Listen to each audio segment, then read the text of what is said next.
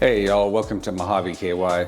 Hey, just a quick video. Just got a new camera for the channel, and when I got it, I wasn't quite sure how to turn it on and off. I know, simple stuff, but quick video on that for anybody else who is challenged like me.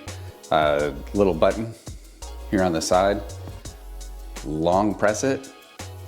When you first get it, you'll hear 3 beeps. I turned the beeps off already.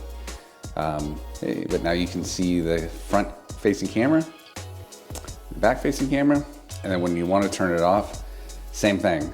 Long press this one on the side, and that's it.